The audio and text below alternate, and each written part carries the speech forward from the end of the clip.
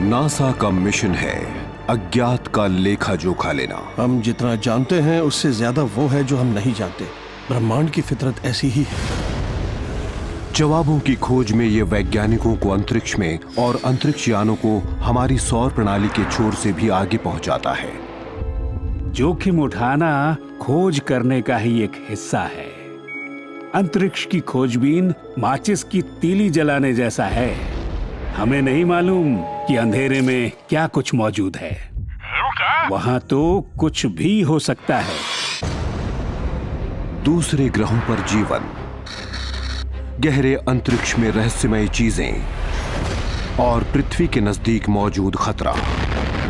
NASA के अभियानों के दौरान परेशान करने वाली कुछ गड़बड़ियों का पता चला है। हमें 3 या 4 चीजें नजर आ रही हैं। हाँ, यहाँ 3 चीजें हैं। और ये गड़बड़ियां हमारे बेहतरीन वैज्ञानिकों को परेशान कर रही हैं।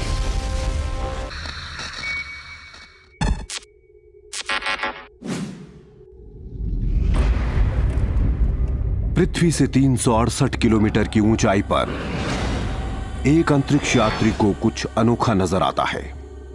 ये कोई कुदरती चीज नहीं थी। उन्होंने कहा कि उन्होंने अपने पास से एक बहुत ही अजीब चीज उड़ती देखी है। मिशन के इस चरण में ये एक तरह का धक्का है।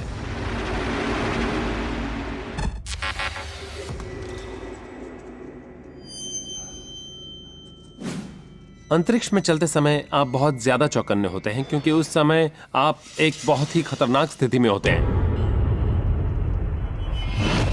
यह पृथ्वी की कक्षा में चाव का चौथा और आखिरी सफर था। ये बात कई स्तरों पर रोमांच और तनाव दोनों देती है क्योंकि आप अपने आखिरी सफर के दौरान कोई गड़बड़ नहीं करना चाहते, इसीलिए तो सब आपको याद रखते हैं। कॉस्मोनॉट सालिजान शारिपोव चाव के साथ काम करते हैं। इन दोनों लोगों की जिंदगी सिर्फ 1 इंच मोटे उस केबल पर निर्भर करती है जो इन्हें अंतरिक्ष में भटकने से बचाए रखता है। अगर ये केबल खुल जाए और आप उड़ते हुए स्टेशन से दूर हो जाएं, तो समझिए खेल खत्म। चाव 27,500 किलोमीटर प्रति घंटे से भी तेज रफ्तार पर पृथ्वी का चक्कर काट रहे थे और आगे जो कुछ हुआ उसके लिए वो बिल्कुल तैयार नहीं थे। अचानक मैंने ऊपर देखा तो 5 लाइटें नजर आईं और वो नजदीक ही उड़ रही थी।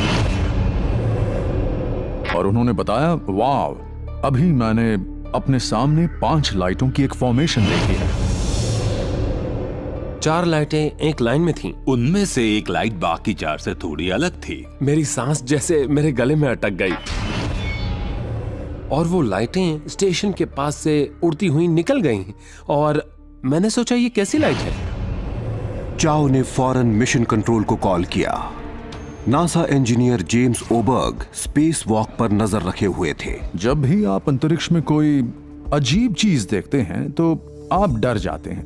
आपकी जान को खतरा हो सकता है। मैंने अपने क्रू के सदस्य सालिजान से कहा, सालिजान, तुमने वो लाइट देखी?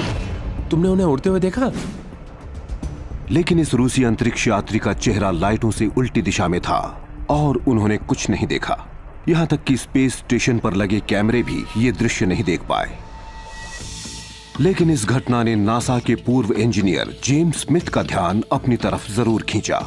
उन्होंने चाव के साथ हुए इस हादसे के समय वाली सैटेलाइट तस्वीरों को ढूंढ निकाला और उन्हें एक ऐसी तस्वीर मिल भी गई जिसमें उसी इलाके में 4 या 5 लाइटें एक कतार में थीं, जहां से कुछ एक घंटे पहले ही चाव ने उड़ान भरी थी। इस तस्वीर से चाव की बात की पुष्टि हो गई। तो आखिर उन्होंने क्या देखा था? स्मिथ ने सैटेलाइट के रास्ते के रिकॉर्डों को छानना शुरू किया, यहां तक कि मिलिट्री एयरफोर्स एक्सरसाइज के रिकॉर्डों को भी, लेकिन उन्हें कुछ नहीं मिला। फिर स्मिथ ने जमीन से जुड़ी गतिविधियों की तरफ अपना ध्यान घुमाया। दक्षिण अमेरिका की जलराशियों में कमर्शियल फिशिंग फ्लीट रात में मछली पकड़ने के लिए ढेर सारी रोशनियों का इस्तेमाल करते हैं। स्मिथ को लगा कि कहीं चाव ने इन्हीं रोशनियों को तो नहीं देखा था। कटल फिश या अन्य प्रकार के स्क्विड को बेहद चमकदार रोशनियों की मदद से पकड़ने के लिए ये लोग समुद्र में निकल जाते हैं और ये रोशनियां बाहरी अंतरिक्ष से नजर आती हैं। ये जहाज तट के पास एक लाइन में खड़े हुए थे और यही कारण है कि पृथ्वी के घूमने की वजह से ऐसा लगा जैसे वो उड़ रहे हों। चाओ ने स्मिथ की थियरी को मान लिया, लेकिन उन्होंने इस संभावना से इनकार नहीं किया कि भविष्य में किसी दूसरे ग्रह के वासियों से संपर्क हो सकता है। मुझे कोई शक नहीं कि ब्रह्मांड में कहीं और भी जीवन है, बस शक इस बात का है कि मुझे नहीं लगता कि हम एक दूसरे को अभी तक खोज पाए हैं। किसी दूसरे ग्रह के जीवों से सामना होने से पहले इंसान अंतरिक्ष में कितनी दूर तक सफर करेगा? नई खोजों से पता चला है कि दूसरे ग्रह के वासी हमारे अंदाजे से हमारे कहीं ज्यादा करीब हो सकते हैं। पृथ्वी से 80 करोड़ किलोमीटर से भी कम दूरी पर एक बर्फीली दुनिया में कहीं लाल रंग वाली इन रहस्यमय लाइनों में जीव तो नहीं रह रहे। यूरोपा पर मौजूद पर्यावास भी पृथ्वी पर नजर आने वाले पर्यावासों जैसे ही हो सकते हैं। ये छोटे चंद्रमाओं पर मौजूद हो सकते हैं। हमने तमाम सूचनाओं की जांच पड़ताल कर ली है। सन 1995 गैलीलियो एक और दुनिया की तरफ बढ़ रहा है, सुरक्षित उड़ान भरें। गैलीलियो प्रोब जुपिटर का लेखा जोखा लेता है, लेकिन गैस से बना ये विशाल ग्रह ही नासा का लक्ष्य नहीं है।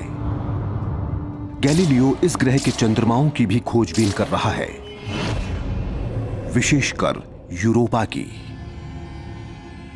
इस चंद्रमा की बर्फीली सतह पर लाल रंग वाली नाड़ियां इधर से उधर फैली हुई दिखीं। इनमें से कुछ पृथ्वी पर मौजूद फ्रीवेज से मिलती जुलती लग रही थीं। कुछ अन्य बिल्कुल मंगल की उस लाल खरपतवार जैसी ही हैं जो H.G. वेल्स के novel war of the worlds में पृथ्वी का दम घोटती नजर आती हैं। खून के रंग वाली इन पट्टियों की व्याख्या करने वाले वैज्ञानिकों को पक्के तौर पर कुछ नहीं मालूम। हम दरअसल यूरोपा के पर्यावरण के बारे में बहुत सारी बातें नहीं जानते हैं। सन 2001 नासा के वैज्ञानिक ब्रैड डॉल्टन ने यूरोपा की लाल लाइन वाली इस पहेली पर अपना ध्यान जमाया। ये अजीब सा लाल रंग किसी जंग जैसा लगता है, लेकिन साथ ही मुझे ये कुछ चिपचिपा सा भी लगा। फिर अचानक मुझे ख्याल आया कि हमने पृथ्वी पर ऐसे बहुत से जीव रूप देखे हैं जिनका रंग लाल और बादामी होता है, तो फिर यूरोपा पर इस रंग के माइक्रोब क्यों नहीं हो सकते? डॉल्टन ने यूरोपा पर मौजूद इन कटाओं के इंफ्रारेड केमिकल सिग्नेचर की पैमाइश की और उनकी तुलना येलोस्टोन नेशनल पार्क के गर्म पानी के फव्वारों में रहने वाले जीवों के नमूनों से की। अगर नतीजा सकारात्मक निकलता तो इसका मतलब था कि हमें किसी और ग्रह पर जीवन मिल गया है। हम गैलीलियो स्पेसक्राफ्ट से इंफ्रारेड वाले जिस हिस्से को देख रहे थे, अगर वो पृथ्वी वाले नमूने से काफी हद तक मेल खा जाता तो क्या पता ना चलता? हमने यूरोपा पर जो कुछ देखा था वो जीवन से जुड़ा हो सकता था और इसका बहुत अच्छी तरह मेल खाना डरावना था। लेकिन डॉल्टन के विश्लेषण से हर कोई सहमत नहीं है। ये पट्टियां लाल हैं और इसका मतलब है कि इनमें कोई खास किस्म का केमिकल मौजूद है, और कहा यह जा रहा है कि इन पट्टियों की लाली के पीछे मौजूद वजह शायद गंधक है। डॉल्टन की बात को सही साबित करने के लिए नासा को इस चंद्रमा की चिपचिपे पदार्थ से भरी दरारों में जीवन की रचना करने वाले तत्व खोजने होंगे। वो तो पहले ही सबसे बुनियादी चीज की खोज में जुट गया है, यानी तरल पानी। अगर पानी मिल जाए तो ये इस बात की पहली संभावना हो सकती है कि वहां जीवन मौजूद हो सकता है। कमाल की बात यह है कि 2 दशकों की निगरानी के दौरान नासा को मिले आंकड़ों से यह पता चलता है कि इस चंद्रमा की बर्फीली पपड़ी के नीचे पानी का एक विशाल सागर बहता है। मुझे नहीं लगता कि किसी ने भी जुपिटर के बर्फीले उपग्रह पर तरल पानी मिलने की उम्मीद की होगी। उस समुद्र में पृथ्वी पर मौजूद पानी से भी ज्यादा पानी मौजूद है। सन 2013 में जब नासा के हबल टेलीस्कोप ने यूरोपा के गर्म पानी के फव्वारों से पानी निकलता देखा तो इस सिलसिले में और सबूत मिल गए। वहां पानी 4 अरब साल से मौजूद है, तो क्या इससे वहां जीवन पनपा होगा? हाँ, ऐसा हो सकता है। यूरोपा पर मौजूद स्थितियों में मानव जीवन कायम नहीं रह सकता, लेकिन नासा के क्रिस मैकई को ऐसे जीवों को खोजने के लिए इतनी दूर जाने की जरूरत नहीं है जो वहां पनप सकते हैं। एक्सट्रीमोफाइल पृथ्वी के कुछ सबसे चरम पर्यावरणों में जिंदा रह सकते हैं।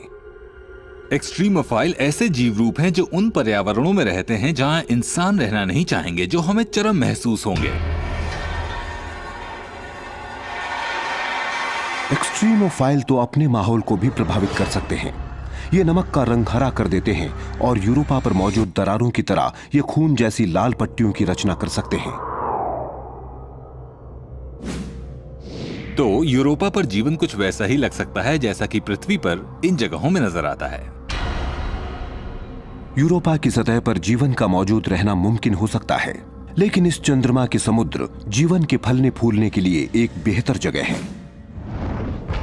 इस समुद्र में पूरी तरह से अंधेरा है। यहाँ रोजाना घुप अंधेरा रहता है। यहाँ फोटोसिंथेसिस नहीं हो सकता, लेकिन वहाँ डीप सी वेंट्स हो सकते हैं। ये समुद्र की तली में मौजूद दरारें होती हैं जिनमें से गर्मी बाहर निकलती रहती है, और यहाँ पृथ्वी पर उस गर्मी, उस केमिस्ट्री के बल पर जीव जिंदा रहते हैं। ऐसा हो सकता है कि ये जीव यूरोपा के समुद्रों की तली में रहने वाले जीव रूपों से काफी मिलते जुलते हों। सिर्फ देखकर तो हम बहुत कम खोजबीन कर सकते हैं। मेरे ख्याल से हमारा अगला कदम यह होगा कि हम किसी को वहां भेजेंगे। वो उस पपड़ी में खुदाई करेगा और फिर पानी तक पहुंचेगा। आगे देखिए, नासा को नजर आता है सूर्य से ऊर्जा छीनता एक डेथ स्टार। हम उम्मीद ही कर सकते हैं कि एक डेथ स्टार ना हो, वरना मुसीबत हो जाएगी। बिन बुलाए मेहमान अपोलो 16 तक पहुंच जाते हैं और एक रहस्यमय स्याह चीज स्पेस शटल कोलंबिया के पास पहुंचती है।